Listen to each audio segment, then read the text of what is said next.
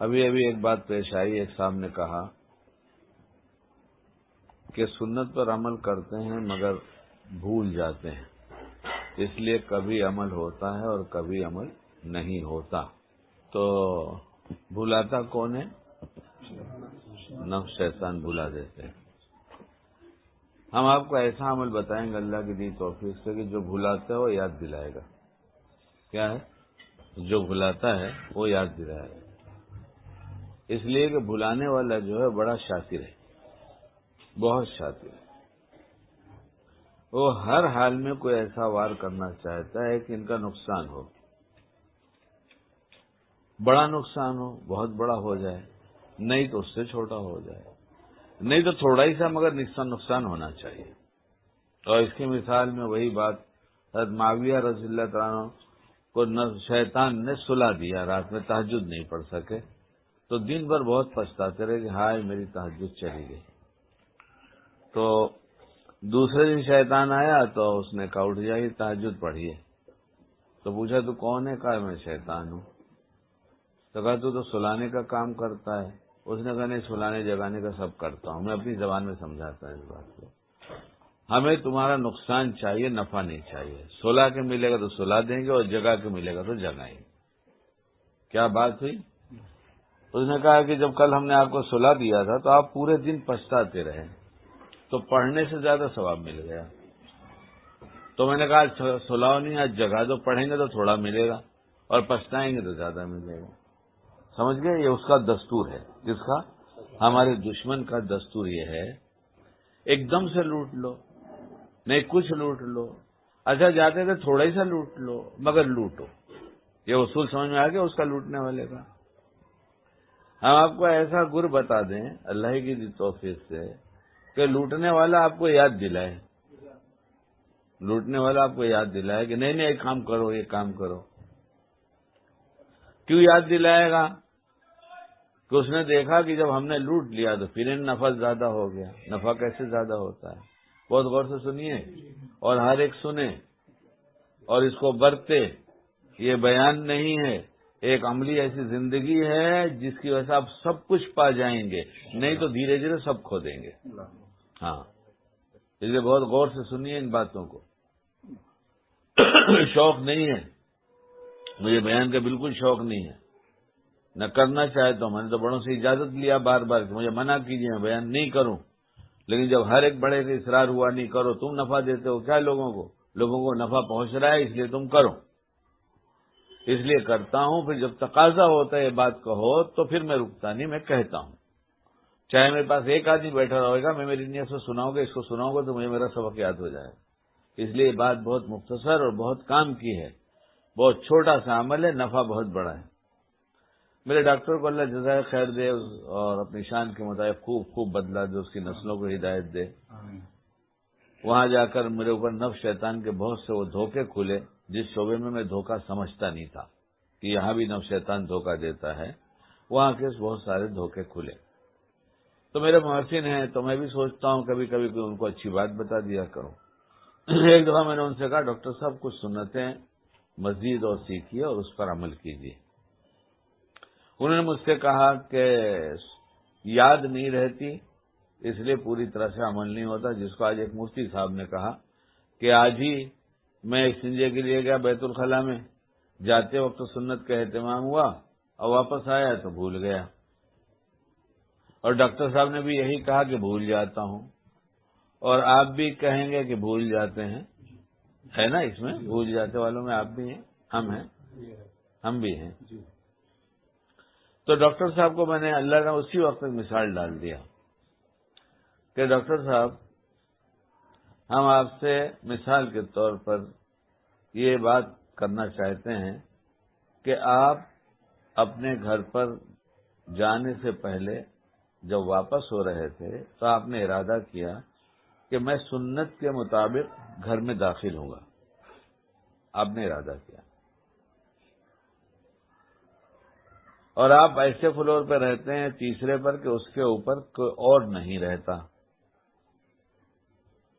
صرف آپ ہی کا آنا جانا وہاں ہوتا ہے، باقی لوگ 2 منزلیں تک آتے ہیں وہیں سے لوٹ جاتے ہیں، اور آپ اپنے گھر کی چابی جو ہے اپنے پاس رکھتے ہیں، ایک چابی آپ کی جیب میں ہوتی ہے تاکہ آپ کے اہلیہ اور گھر والوں کو کوئی تکلیف نہ ہو، اس پر ثواب ہے، اور اللہ بہت خوش ہوتا ہے اس کے بندوں کو جب تکلیف سے بچایا جاتا ہے، اسے بہت زیادہ خوشی ہوتی ہے۔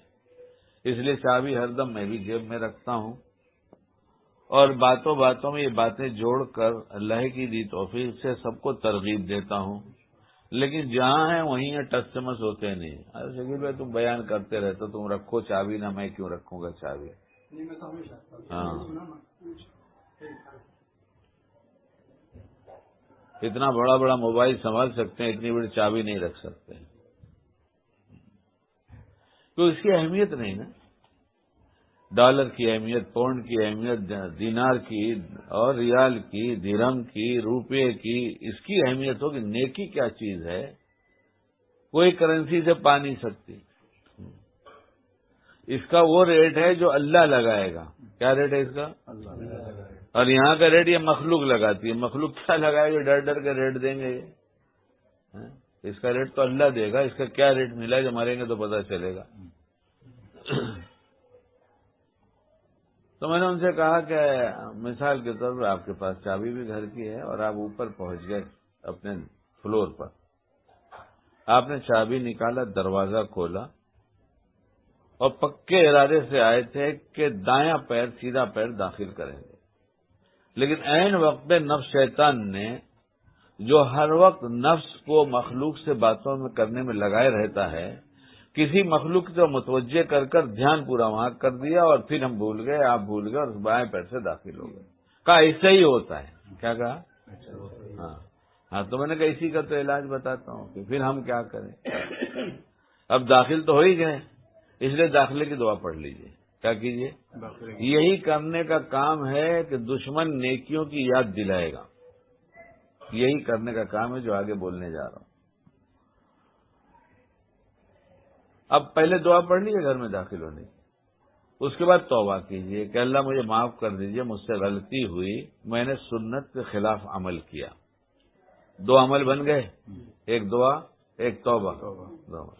اب بائیں پیر سے واپس نکل آئیے گھر میں، اور گھر سے نکلنے کی دعا پڑھ لیجیے۔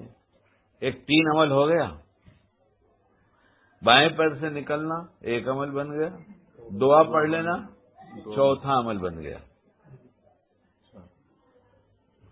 اب پھر واپس سیدھے پیر سے داخل ہو جائیے۔